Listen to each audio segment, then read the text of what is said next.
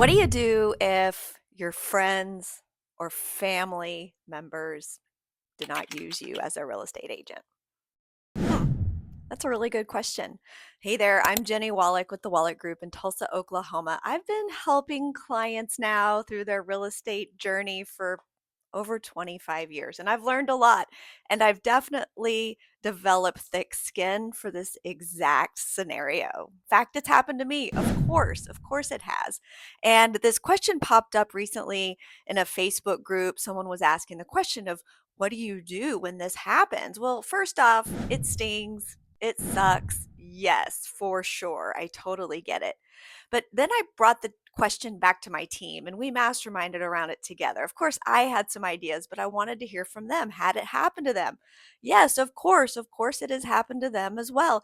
And so, something we came up with and things that I have experienced in my years in this business is that, just the reality alone is that 85 to 87% of real estate agents get out of this business in the first 5 years.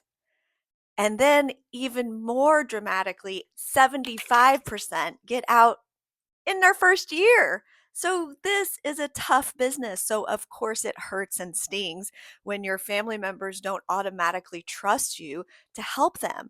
But the reason I share those statistics is because I know I'm going to be in this business for a long time. So, what can I do so that it doesn't happen again? Well, first and foremost, we've got to look inside us, right? We've got to see, what was it about the relationship that they did not see you as a trusted professional when it comes to quite literally helping them with one of the largest financial transactions of their lifetime? Yeah, maybe they'll have more over time, but it's a big deal for people. And so, of course, they're going to be thoughtful in how they approach buying or selling real estate. It makes sense. You would do the same thing.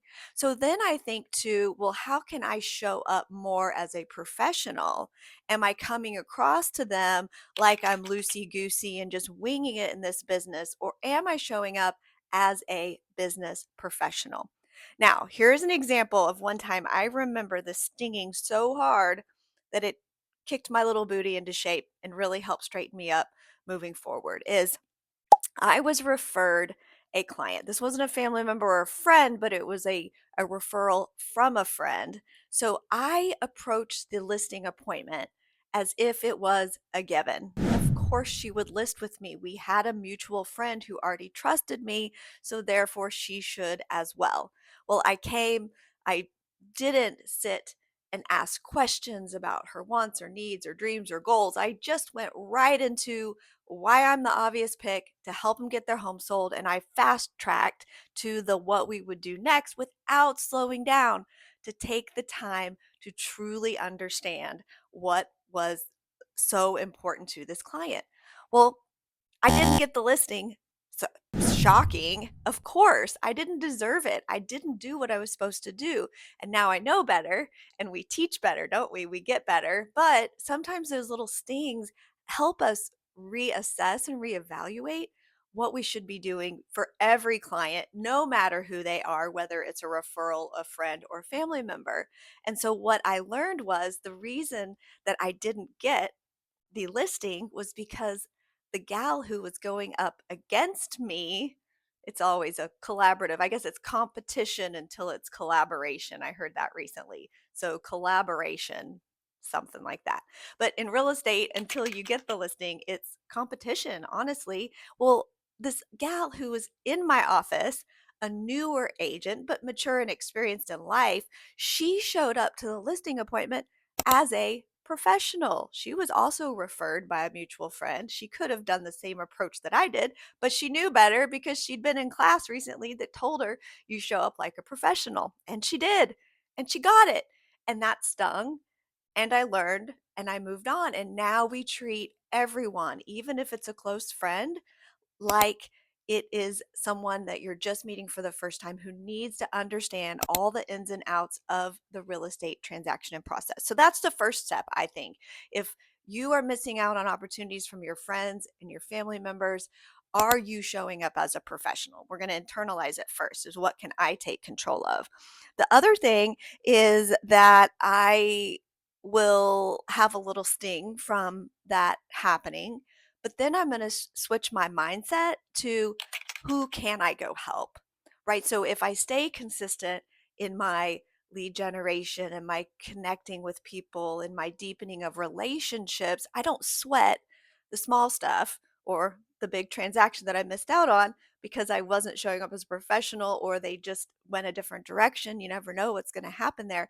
But if I instead focus on what can I control? Well, today I can control how many people I talk to, who I get into relationship, and who I can help and give back to through this real estate process, then that's what I can control. So first, that's the second step is I'm going to go find people who will use me when the time is right.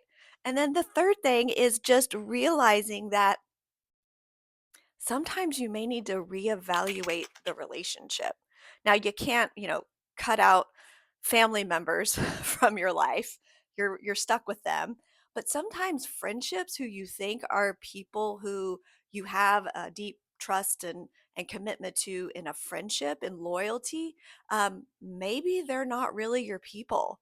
And unfortunately, I've had to go through that too, right?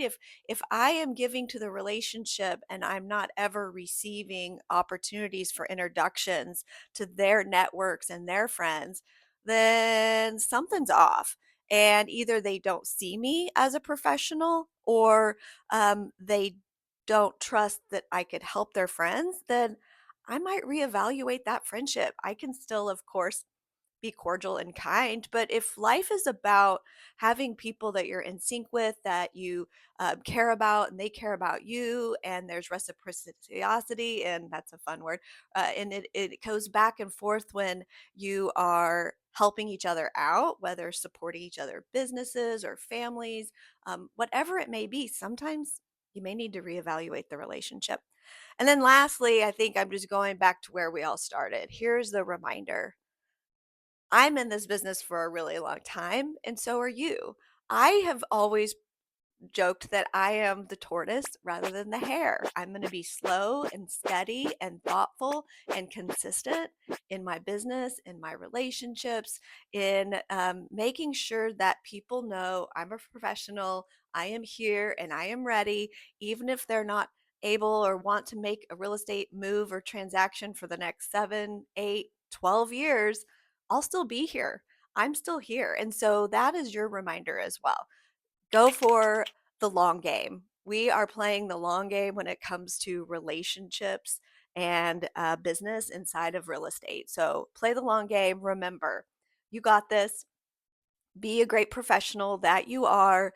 Know that you can control the number of people that you talk to. So the sting of not getting that deal should, of course, hurt for a second, but then we move on because we take ownership of what we can control.